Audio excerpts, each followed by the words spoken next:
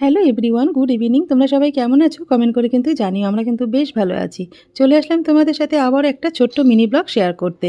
তা শনিবারের সন্ধ্যাবেলা এখন 8:30 মতন বাজে। তা বাবু ক্লাস করাতে গেছিলো, তাই বাবুকে ফোন করে আমিও কিন্তু চলে গেলাম বাবুকে সাথে করে নিয়ে বাজার কলকাতায়। আমাদের বাড়ির ছোট্ট সদস্যর জন্য টুকটাক কিছু কেনাকাটা করতে।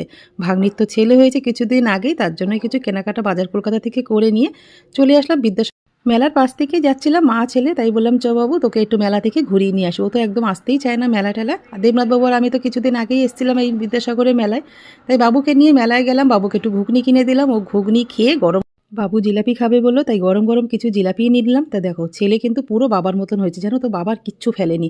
ওখানে দাঁড়িয়ে কিন্তু গরম জিলাপি খাওয়া শুরু করে দিয়েছে। আমি বললাম চ বাড়ি চ, সবাই মিলে একসাথে খাবো রাতেবেলা ডিনার করার সময়।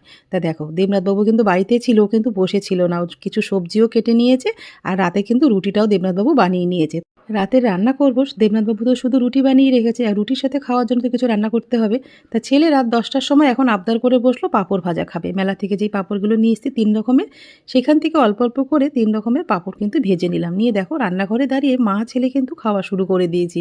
দেবনাথবাবু বেচারা ওখানে বসে বসে সবজিই কেটে যাচ্ছে, যে মা ছেলে একাই খাচ্ছে, আমাকে আর কিন্তু দিচ্ছে না। কিন্তু না গো, আমি দেবনাথবাবুকে রেখে কিছুই খাই না। তাই দেবনাথবাবুর মুখে একটু দিয়ে দিলাম, আর অত বড় পাঁপড়টা মুখে পুরো নিয়ে নিয়েছে। আর এদিকে 2 ভাইয়ের কাণ্ড দেখেছো? মানে দাদা খাচ্ছে, ভাই কিন্তু দাঁড়িয়ে দেখেই যাচ্ছে। লাস্টে একটুখানি ওর মুখে দিলাম। দেবনাথবাবু তো রুটি বানিয়েই রেখেছে, আর রাতে রুটির সাথে বানাবো হচ্ছে পনির ভর্তা। তার জন্যই কিন্তু দেবনাথবাবু সমস্ত সবজি কিন্তু অনেকক্ষণ ধরে বসেই কেটে দিচ্ছে। দেখতেই পাচ্ছ ঘড়ির কাঁটাতে কিন্তু 10টা বাজে। তা চলো ডিনারটা বানিয়ে নিই, অনেকটাই রাত হয়ে গেছে, কিন্তু কখন খাবো তার নেই ঠিক। খেয়ে দিয়ে এখন রান্নাঘরে সমস্ত কাজ করতে হবে।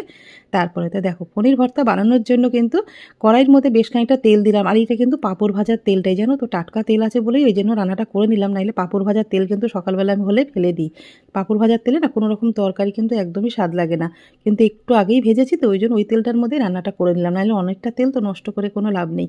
পনির ভর্তা বানাবো, তার জন্য কড়াইতে তেল ছিল, তার মধ্যে একটু জিরে ফোড়ন দিয়ে পেঁয়াজ আর কাঁচা লঙ্কাটা দিয়ে একটু হালকা করে ভাজা ভাজা করে নিয়েছি। তারপরে কিন্তু যা যা সবজি কেটে রেখেছিল, মানে 2 ধরনের ক্যাপসিকাম রয়েছে, হলুদ bell pepper, red bell pepper, তারপরে পেঁয়াজকালি পাতা, সমস্ত কিছু দিয়ে ভালো করে নাড়াচাড়া করার পরে একটা টমেটো আমি ওর মধ্যে দিয়ে দিলাম।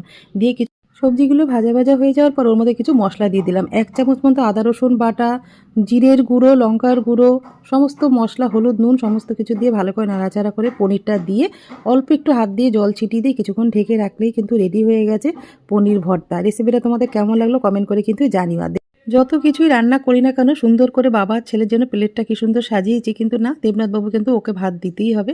তাই বাটির মধ্যে একটুখানি ভাত কিন্তু ওকে খেতেই হবে রাত্রেবেলা, এটা ওর অভ্যাস বলতে পারো। তা আমি আর ছেলে খেয়ে নিলাম, আর দেবনাথবাবু দেখো রুটি দিয়ে গরম গরম জিলাপি খাচ্ছে। মিনি ব্লগটা কেমন লাগলো কমেন্ট করে কিন্তু জানিও।